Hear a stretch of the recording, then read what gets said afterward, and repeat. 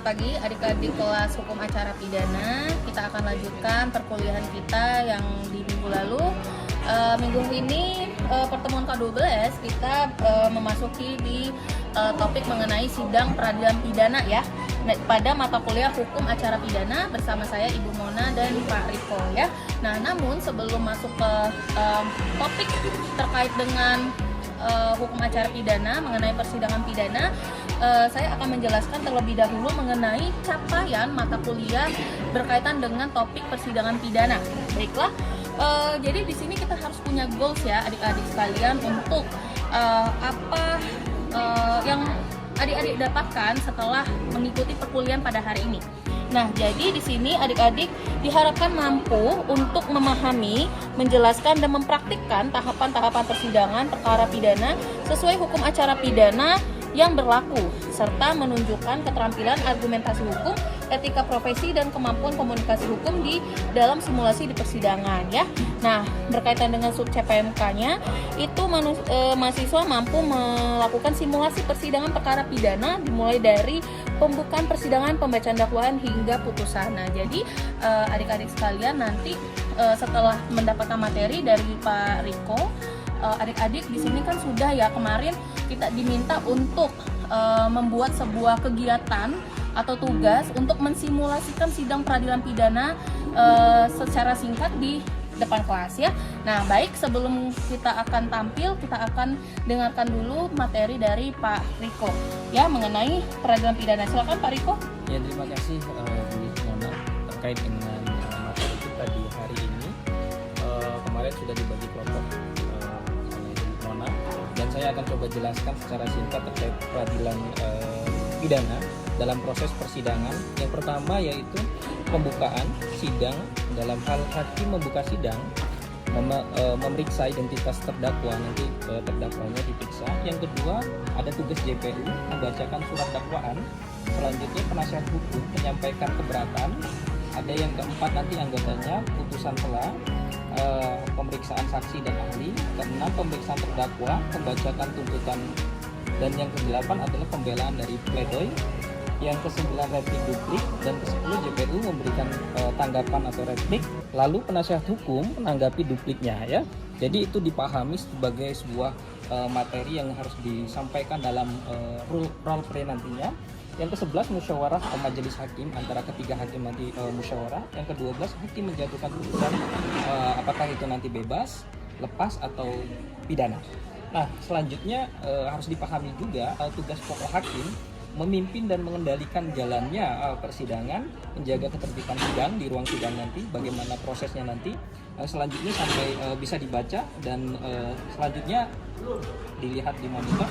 Jaksa penuntut umum membacakan dan membuktikan dakwaan, menghadirkan saksi ahli dan alat bukti, mengajukan tuntutan pidana atau yang selanjutnya menanggapi pembelaan terdakwa. Nah, ini yang terpenting dalam proses persidangan antara jaksa nanti dengan dari pembela hukum atau pengacaranya nanti ya, itu yang harus bereaksi bagaimana proses hukum itu terjadi. Nah, selanjutnya adalah penasihat hukum, ini yang terpenting dalam hal pembelaannya, membela hak-hak terdakwa, mengajukan eksepsi, keberatan atau dakwaan, menghadirkan saksi yang meringankan dalam hal proses persidangan, menyampaikan pembelaan pledoi, dan selanjutnya menanggapi tuntutan dari jaksa. Nah, ini yang harus dipahami dan harus secara analisisnya harus paham dalam hal proses persidangan. Selanjutnya ada tugas panitera yang terakhir, mencatat jalannya persidangan dan berita acara sidang. Yang kedua, membantu hakim dalam hal administrasi nantinya, tolong diperhatikan. Yang ketiga, membacakan dokumen tertentu jika diperhatikan. Yang keempat, menandatangani berita acara. Nah, yang berita acara ini harus ditandatangani oleh bersama hakim sebagai bukti resmi dalam hal persidangan. Nah, ini nanti setelah penjelasan ini nanti akan praktek. Kemarin sudah dibagi satu kelompok, silahkan kelompok 1 dan kelompok 2 nanti untuk praktek dengan Ibu Mona. Nanti saya pandu juga. Ya, baik, terima kasih ya kepada Bapak Riko. Mungkin teman-teman di sini apakah ada pertanyaan? Baik, sepertinya sudah mengerti ya. Nah, kalau begitu saya akan menanyakan satu pertanyaan kepada adik-adik mahasiswa, tapi nanti setelah kegiatan simulasi persidangan ya. Nah, nanti di sini kita akan sebagaimana kesepakatan kita di minggu lalu bahwa kita akan ada berbagi kelompok. Satu kelompok itu terdiri dari hakim, jaksa, penasihat hukum, dan terdakwa ya. Jadi teman-teman apakah sudah mengerti atau sudah siap? Oke, sudah siap ya. Nah, jadi kelompok 1 kita sudah sepakati bahwa ada simulasi sidang untuk perkara tindak pidana aborsi. Baik, yang kedua simulasi perkara pidana terkait dengan tindak pidana kebebasan berekspresi. Oke, nah nanti silakan ya dibagikan kelompoknya. Kemudian kita akan simulasi seperti biasa. Baik, kita akan lanjutkan kepada simulasi persidangan mutlak. Terima kasih. Sidang dengan perkara nomor 1 dibuka dan terbuka untuk umum.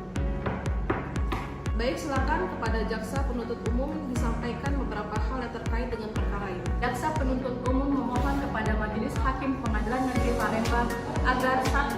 Menyatakan terdakwa terbukti secara sah dan meyakinkan bersalah melakukan tindak pidana aborsi tanpa hak sebagaimana diatur dan diancam pidana dalam pasal 346 KUHP junto pasal 194 Undang-Undang Nomor 36 Tahun 2009 tentang Kesehatan. Baik, terima kasih tuntutannya jaksa penuntut umum.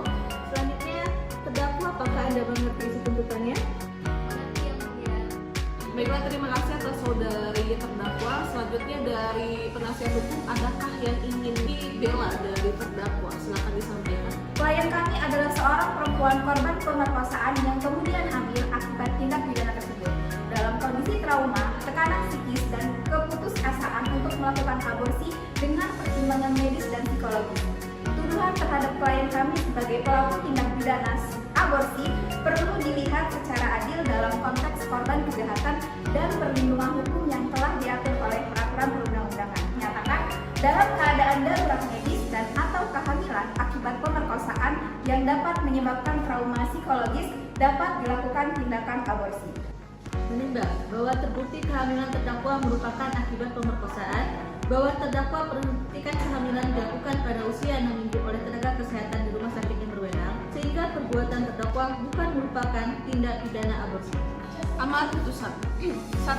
Menyatakan terdakwa saudari Adila Azani tidak terbukti secara sah dan meyakinkan bersalah melakukan tindak pidana sebagaimana didakwakan penuntut umum. Baik, sidang dengan nomor perkara 1 dinyatakan selesai. Sidang perkara nomor 123 garing Pitsus garing 2025 PN Palembang dibuka dan dinyatakan terbuka untuk umum. Pada penuntut umum silakan untuk dibacakan tuntutannya. Perbuatan terdakwa sebagaimana diuraikan di atas diancam dengan pidana sebagaimana dalam pasal 27 ayat 3 Undang-Undang Nomor 11 Tahun 2008 tentang informasi dan transaksi elektronik. Terima kasih kepada jaksa penuntut umum. Kepada terdakwa, apakah Anda mengerti dengan tuntutan dari jaksa penuntut umum? Baiklah, kepada penasihat hukum silakan membacakan pembelaannya. Baik, terima kasih yang mulia. Sesungguhnya terdakwa pada perkara ini memiliki kebebasan untuk berpendapat yang telah diatur oleh Undang-Undang Dasar Negara Republik Indonesia pada pasal 28E ayat 3 yang memberikan setiap warga negara hak untuk menyampaikan pendapat secara lisan maupun tertulis. Demikian. Agenda sidang selanjutnya adalah pembacaan putusan. Mohon kepada penuntut umum, penasihat hukum, dan juga terdakwa untuk mendengarkan putusan dengan seksama. Menimbang tentang unsur pencemaran nama baik, memang benar terdakwa menyebutkan merek dan kandungan merkury tersebut, namun didasarkan atas hasil uji lab yang independen. Amar putusan mengadili 1. Menyatakan terdakwa A tidak terbukti secara sah dan memungkinkan melakukan tindak pidana pencemaran nama baik. 2. Membebaskan terdakwa A dari segala dakwaan. Jika terdakwa ingin mengajukan banding, silakan nanti didiskusikan dengan penasihat hukum. Baik, dengan ini sidang saya nyatakan ditutup. Baiklah, terima kasih teman-teman tadi yang sudah melakukan simulasi ya. Ada 2 kelompok pada hari ini ya melakukan simulasi. Tadi Pak Riko tadi sudah menjelaskan secara detail ya mengenai bagaimana peradilan pidana itu berjalan sebagaimana mestinya di pengadilan negeri gitu ya, khususnya di peradilan pidana. Nah, mungkin kita akan melakukan refleksi sejenak ya. Tadi ada yang teman-teman sudah melakukan simulasi. Sebelum melakukan simulasi, teman-teman sudah mendengarkan materi dari Pak Riko mengenai hukum acara pidana yang dimana bahwa proses persidangan kurang lebih seperti itu ya teman-teman ya. Ada namanya perangkat-perangkat ya berupa hakim, jaksa penuntut umum, penasihat hukum, dan terdakwa. Yang dimana di sini Pak Riko tadi sudah menjelaskan mengenai fungsi dan tugas atau kewenangan dari masing-masing perangkat dari peradilan pidana tersebut di tingkat pertama ya. Nah,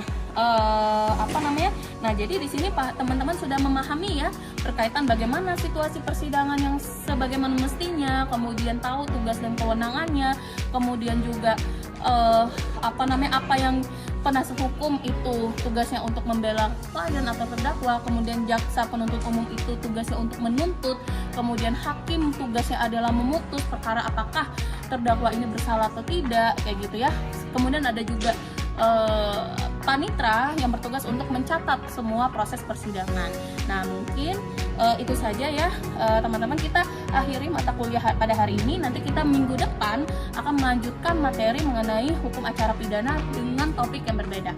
Baiklah, Pak Riko ada tambahan? Ya, sedikit ya terkait dengan acara pidana ini memang harus dipahami.